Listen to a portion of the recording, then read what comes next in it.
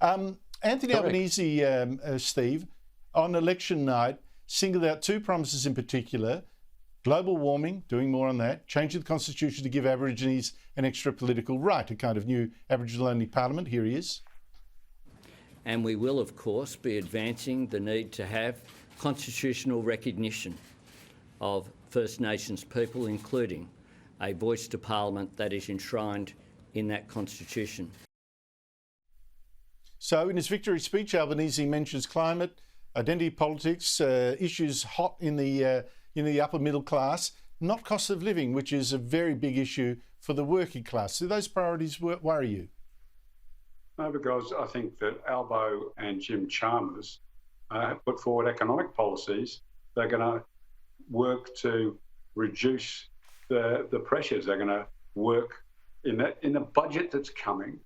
That's when you will see Labor's plan to do what is possible on reducing the cost of living. There's also the other side to that. The reason cost of living is so high in people's minds is because their real wages are going backwards. So what can Labor do?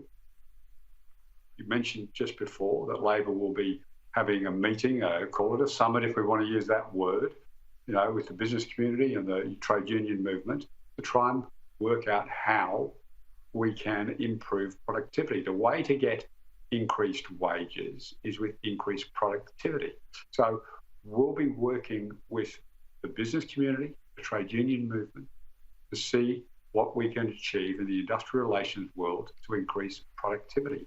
And that will take some of the pressure off the debate around cost of living if people can get a wage rise. There's also the national wage case. You can't promise the wage rise. I mean, this is... Well, we'll see, Steve. Now the wood is on the Liberal Party, the Labor Party. They've made a big issue of it, implied that they could raise wages, real wages for people. I don't think that's going to happen, not without a wage price explosion that leads to inflation all over the shop. But